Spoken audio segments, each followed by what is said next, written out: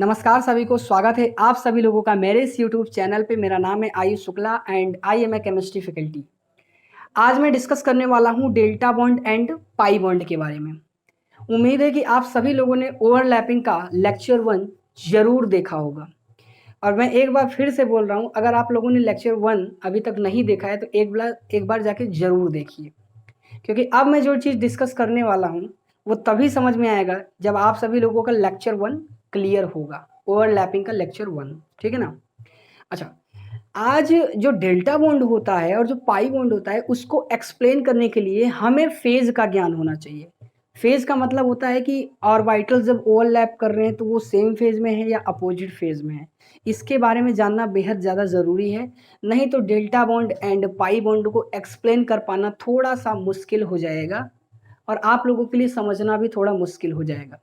तो सबसे पहले तो मैं आज थोड़ा समय लूँगा आप लोगों को ये एक्सप्लेन करने के लिए कि ये सेम फेज ओवरलैपिंग क्या होता है और अपोजिट फेज ओवरलैपिंग क्या होती है। तो चलिए शुरू करते हैं, ठीक है ना। तो मैं यहाँ लिख ही देता हूँ फेज ओवरलैपिंग, ठीक है ना। ये कोई ऐसा ज़बरदस्त टॉपिक नहीं है कि जिसको सुनने के बाद आप घबराइए या फिर बैकआउट हो जाइए। फेज ओवरलैपिंग है, ठीक है। इसके अंदर हम दो ही टाइप के फेज डिस्कस करेंगे, एक सेम फेज ओवरलैपिंग और एक अपोजिट फेज, ठीक है। चलिए, अब सबसे पहले एक एग्जांपल से शुरू करते हैं, आसान से एग्जांपल से, ठीक है ना। जैसे मान लीजिए ये है हमारा पी ऑर्बिटल, ठीक है ना। पी ऑर्बिटल है तो यहाँ पे दो लोब दिखाई देते हैं, लोब 1 लोब 2। तो एक लोब अगर पॉजिटिव फेज में होता है तो दूसरा होता है नेगेटिव फेज में, ठीक है ना। एक और लोब ले लेता हूँ, अगर एक लोब हमारा पॉजिटिव फेज में है तो दूसरा क्या हो गया, नेगेटिव फेज में। तो यहाँ पे हमें सेम फेज की ओवरलैपिंग सेम फेज से करानी है, मतलब प्लस की ओवरलैपिंग अगर आप प्लस से करा दो तो ये ओवरलैपिंग क्या है, सक्सेसफुल है। इसमें आपको कोई भी दिक्कत देखने को नहीं मिलेगा। प्लस प्लस यहाँ आ जाएगा, माइनस माइनस यहाँ आ जाएगा। तो ये एक ओवरलैपिंग हो गया। इसको क्या बोला जाता है, इट इज नोन एज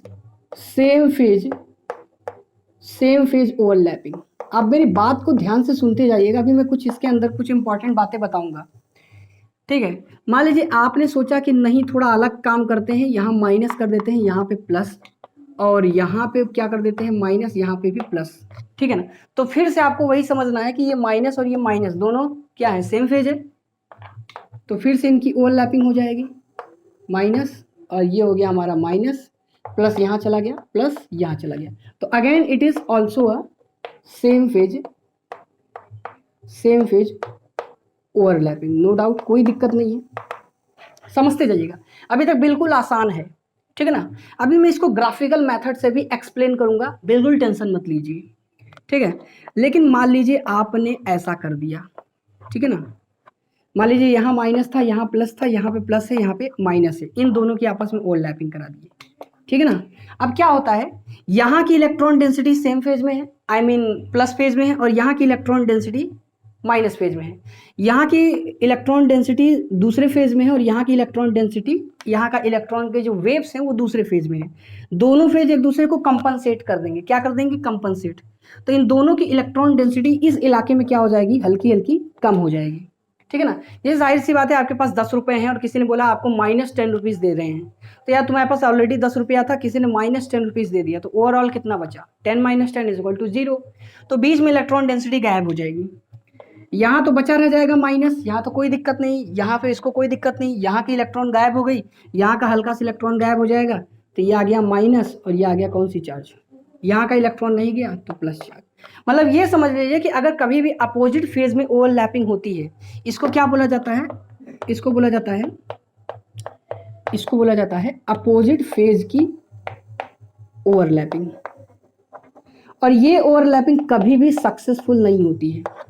अब मेरी बात को ध्यान से समझिए, ओवरलैपिंग का मेन मकसद क्या होता है। ओवरलैपिंग का मेन मकसद होता है कि दो एटम के बीच में इलेक्ट्रॉन डेंसिटी बढ़ जाए, दो एटम के बीच में इलेक्ट्रॉन डेंसिटी बढ़ जाए, और जो बढ़ी हुई इलेक्ट्रॉन डेंसिटी है वो दोनों एटम के काम में आ जाए, जिससे दोनों एटम को स्टेबिलिटी बढ़ जाए, दोनों एटम की स्टेबिलिटी बढ़ जाए, दोनों एटम क्या हो जाए, स्टेबल हो जाए।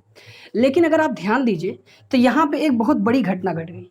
दो एटम के बीच में जो इलेक्ट्रॉन डेंसिटी आनी चाहिए थी, मान लीजिए एटम ए का न्यूक्लियस है, ये एटम बी का न्यूक्लियस है, इनके बीच में इलेक्ट्रॉन डेंसिटी बढ़नी चाहिए थी, बट बाय डिफॉल्ट आपने फेज को क्या कर दिया, चेंज कर दिया, तो इन दोनों एटम के बीच में इलेक्ट्रॉन डेंसिटी क्या हो गई, घट गई, और इससे ये ओवरलैपिंग सक्सेसफुल नहीं होता। इसलिए हमेशा बताया जाता है कि कभी भी अगर आपको ओवरलैपिंग कराना है तो हमेशा सेम फेज की ओवरलैपिंग सेम फेज से ही कराइए। प्लस का प्लस से कराइए तो भी सेम फेज है, माइनस का माइनस के साथ कराइए तो भी सेम फेज है, लेकिन अगर प्लस का माइनस के साथ या माइनस का प्लस के साथ कॉम्बिनेशन हुआ तो वो अपोजिट फेज होता है। अच्छा, इसको एक और नाम से जाना जाता है कंस्ट्रक्टिव ओवरलैपिंग, कंस्ट्रक्टिव ओवरलैपिंग, ठीक है। इसको बोला जाता है डिस्ट्रक्टिव ओवरलैपिंग, इसको क्या बोला जाता है, डिस्ट्रक्टिव ओवरलैपिंग, ठीक है। यहां पे कंस्ट्रक्टिव ओवरलैपिंग होती है जब सेम फेज ओवरलैपिंग होती है, तो दो एटम के बीच में जो इलेक्ट्रॉन की डेंसिटी है, यहां देखिए लिख रहा हूं ऊपर, ध्यान दीजिएगा, इलेक्ट्रॉन की डेंसिटी वो क्या हो जाती है, बढ़ जाती है। और अगर डिस्ट्रक्टिव ओवरलैपिंग होगा तो दो एटम के बीच में जो इलेक्ट्रॉन की डेंसिटी रहेगी वो क्या हो जाएगी, अब आप खुद समझ सकते हैं कि इलेक्ट्रॉन की डेंसिटी डिक्रीज हो जाएगी। तो यार आसान सी भाषा में अगर बात किया जाए तो हम सेम फेज ओवरलैपिंग ही डिस्कस कर रहे हैं basically sigma bond and pi bond को बनाने के लिए। अपोजिट फेज की ओवरलैपिंग में जो भी बॉन्ड बनेगा वो अनस्टेबल रहेगा, उसकी स्टेबिलिटी कम रहेगी, उसकी एनर्जी क्या रहेगी, ज़्यादा, और जो सेम फेज में बॉन्ड बनेगा उसकी स्टेबिलिटी क्या होगी, सबसे ज़्यादा होगी, स्ट्रेंथ क्या होगी, सबसे ज़्यादा होगी। तो बेसिकली हम लोग अभी जो भी डिस्कशन करेंगे सिग्मा बॉन्ड पाई बॉन्ड, उसमें हमें बेसिकली हमारा मेन मोटो रहेगा सेम फेज ओवरलैपिंग को अच्छे से समझना। अच्छा, अब इसको जरा सा ग्राफिकल मेथड से मैं आपको एक्सप्लेन करता हूँ, काफ़ी आसान है, आप ध्यान दीजिएगा, ठीक है। वीडियो को पॉज करने के बाद अब स्क्रीनशॉट ले लिया कीजिए, ठीक है ना। चलिए अब ध्यान दीजिएगा, मैं आपको ग्राफिकल मेथड से एक्सप्लेन करने की जरा सा same phase overlapping and opposite phase overlapping कैसे कैसे होते हैं उसको जरा सा ग्राफिकल मेथड से समझने की कोशिश करते हैं, ठीक है। चलिए, तो जरा सा ग्राफ पे ध्यान दीजिएगा, ये मान लेते हैं वाई एक्सिस है और ये एक्स एक्सिस है, तो ये मैंने बना दिया एक ग्राफ, ठीक है ना, 1 2 3 4 छोटा सा बनाते हैं। अगर आप ध्यान दीजिए तो ये ओरिजिन से पहले पॉजिटिव में गया है, तो मान लेते हैं ये प्लस है, तो इसका नाम रख देते हैं साइन प्लस वाला वेव, ठीक है ना। चलिए एक इसका जस्ट रिवर्स वाला बनाते हैं, यहाँ पे ध्यान दीजिएगा, यहाँ गया नीचे, देन ऊपर, देन नीचे, देन अगेन ऊपर, तो यहाँ से ओरिजिन से नीचे की ओर गया है, माइनस में गया है, निगेटिव वाई में गया है, तो माइनस नाम रख देते हैं, तो मान लेते हैं ये साई माइनस है, ठीक है। अब एक काम करते हैं, सेम फेज में दोनों को ऐड कर देते हैं, पहले इसको सेम फेज में ऐड करते हैं, तो एक काम करते हैं साइन प्लस को साइन प्लस के साथ ही ऐड कर देते हैं सेम फेज में, साइन प्लस को साइन प्लस के साथ ही क्या कर देते हैं, ऐड कर देते हैं, लेकिन सेम फेज में, ठीक है ना, बात को समझते जाइएगा।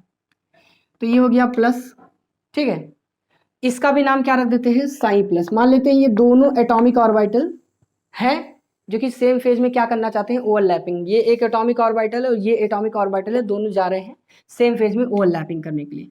तो यहाँ देखिए एम्पलीट्यूड यहाँ इतना बड़ा दिखाई दे रहा है, यहाँ का एम्पलीट्यूड कुछ इतना बड़ा दिखाई दे रहा है, दोनों एक दूसरे में जब मर्ज होंगे तो कुछ इस तरीके का सीन दिखाई देगा बच्चों, कुछ इस तरीके का सीन दिखाई देगा, ये देखिए दोनों का रिजल्टेंट एम्पलीट्यूड क्या हो चुका है, बढ़ गया है। तो इसका हम नाम ले सकते हैं जैसे कि sign plus and sign plus दोनों आपस में क्या हो चुके हैं, ऐड हो चुके हैं, ठीक है ना। तो अगर आप ध्यान दीजिए तो यहाँ पे नेट एम्पलीट्यूड क्या हो चुका है, बढ़ चुका है, एम्पलीट्यूड घटा नहीं है, वेव का एम्पलीट्यूड क्या हो गया, बढ़ गया है। तो इसे बोला जाता है सेम फेज ओवरलैपिंग, ठीक है। इसमें क्या होता है, इसमें एम्पलीट्यूड बढ़ गया, इसका मतलब अगर इस सेम फेज में ओवरलैपिंग होती है तो इलेक्ट्रॉन डेंसिटी क्या हो जाती है, बढ़ जाती है। तो इसको बोला जाता है क्या, यहां लिख सकता हूं, यहां लिख देता हूं, ऊपर ही लिख देता हूं कंस्ट्रक्टिव, यहां पे अपना जो काम हो रहा है वो कौन सा हो रहा है, कंस्ट्रक्टिव वाला काम हो रहा है, ठीक है। आगे तो ये हमारा साई माइनस है, तो एक काम करता हूं, इसको ऐड कर देता हूं सेम फेज में एक और साई माइनस से, एक और साई माइनस से इसको क्या कर देता हूं, ऐड कर देता हूं। ठीक है, तो ये माइनस है तो ये भी माइनस हो गया, ये हो गया साई माइनस। ठीक है, तो यहां लिख रहा हूं Sai minus plus psi minus. ठीक है ना, मतलब यहाँ पे भी दोनों में एडिशन ही हो रहा है लेकिन सेम फेज में। अगर ये भी माइनस में है तो ये भी माइनस में है तो भी सेम फेज है, ये प्लस में है तो ये भी प्लस में है, दोनों सेम फेज में है। तो यहाँ सिंबल क्या दिखा रहा है, प्लस सिंबल का मतलब एडिशन, यहाँ पे भी प्लस सिंबल का मतलब एडिशन। तो यहाँ पे भी हम लोग ओवरलैपिंग ही करा रहे हैं, दो अलग अलग एटॉमिक ऑर्बिटल लेकिन सेम फेज में है, भले ही ये साइन माइनस माइनस में हो। ठीक है ना, चलिए अब क्या होगा, इसका ग्राफ मैं यहाँ नीचे बना के दिखा रहा हूँ, जरा ध्यान दीजिएगा आप सभी लोग। ठीक है ना, तो लगभग लगभग मिलता जुलता बनाऊंगा। यहाँ पे ये और ये दोनों ऐड हो जाएंगे, एक दूसरे के ऊपर सबमर्ज हो जाएंगे। ये ऊपर वाला हिस्सा इसके ऊपर मर्ज हो जाएगा तो ये ऊपर की ओर बढ़ जाएगा, नीचे वाला हिस्सा नीचे की ओर मर्ज होगा तो नीचे की ओर बढ़ेगा, ये वाला हिस्सा ऊपर की ओर मर्ज होगा ऊपर की ओर बढ़ेगा, ये हिस्सा नीचे की ओर मर्ज होंगे तो ये नीचे की ओर एम्पलीट्यूड बढ़ा देगा। जैसे यहाँ हुआ था, ये हिस्सा और ये हिस्सा ऐड हो गया, दोनों जुड़ के एक बड़ा सा एम्पलीट्यूड बना दिया। तो यहाँ पे भी वही सेम घटना घटेगी। तो मैं यहाँ नीचे बनाने की कोशिश कर रहा हूँ, एकदम यहाँ टच हो गया है, यहाँ बड़े बड़े एम्पलीट्यूड बनते चले जाएंगे। तो फिर से ये हम क्या बोल सकते हैं, यहाँ पे भी हमारा क्या हुआ है, सेम फेज ओवरलैपिंग हुई। इट इज ऑल्सो यहाँ लिख देता हूँ, यहाँ लिख देता हूँ सेम फेज ओवरलैपिंग। ठीक है, यहाँ पे भी मैग्नीट्यूड या ध्यान से समझिए, तो एम्पलीट्यूड क्या हो गया, नेट बढ़ गया है। मतलब फिर से हम बोल सकते हैं this is also a constructive overlapping. लेकिन बाय डिफॉल्ट मान लीजिए साई प्लस को साई माइनस के साथ ऐड कर दूं, इन दोनों को आपस में क्या कर दूं, ऐड। तो यहाँ पे भी एडिशन हो रहा था, नीचे भी एडिशन हो रहा है, इस बार ये दोनों भी आपस में क्या होने वाले हैं, ऐड होने वाले हैं। लेकिन दोनों में अंतर क्या है, यहाँ पे सेम फेज एडिशन है, यहाँ पे भी सेम फेज एडिशन है, लेकिन यहाँ पे अपोजिट फेज का एडिशन होगा। तो अब देखिए क्या होगा, यहाँ का मैग्नीट्यूड, अगर यहाँ का एम्पलीट्यूड पॉजिटिव में है तो यहाँ का एम्पलीट्यूड कौन है, निगेटिव में है।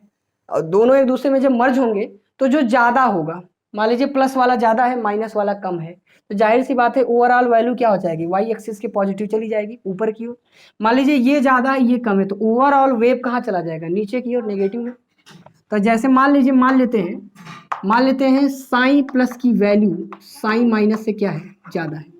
ठीक है ना, मान लेते हैं। ठीक है, तो अब ये ग्राफ कुछ इस तरीके से दिखाई देगा, हल्का हल्का छोटा छोटा बचेगा। तो ये हो गया हमारा प्लस, तो ये नाम रख सकते हैं क्या, sign plus minus sign minus. तो ये माइनस साइन का मतलब क्या होता है, या फिर माइनस साइन मत लगाओ, प्लस ही लगाओ। तो यहाँ पे भी एडिशन ही हुआ है लेकिन अपोजिट फेज में। तो इसको बोला जाता है क्या, डिस्ट्रक्टिव ओवरलैपिंग।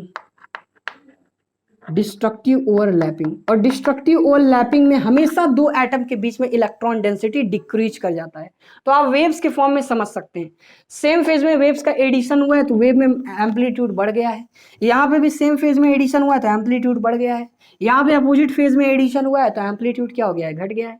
तो सिमिलरली वहां पे भी होता है, एटॉमिक ऑर्बिटल जब आपस में एक दूसरे को अप्रोच करते हैं तो जब वहां पे ओवरलैपिंग होती है तो दो घटनाएं घट सकती हैं, एक सेम फेज ओवरलैपिंग और एक अपोजिट फेज ओवरलैपिंग। तो हमें हमेशा कौन से ओवरलैपिंग पे ध्यान देना है, सेम फेज ओवरलैपिंग पे।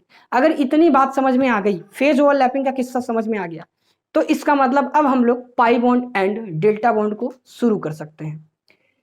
ठीक है, तो एक काम करते हैं, pi bond and delta bond का एक अलग वीडियो लेक्चर में बना देता हूं, आप इसको देख लीजिए, जस्ट ओवरलैपिंग लेक्चर नंबर 3। ठीक है ना, जरूर देखिए, आपको तुरंत मिल जाएगा लेक्चर नंबर 3।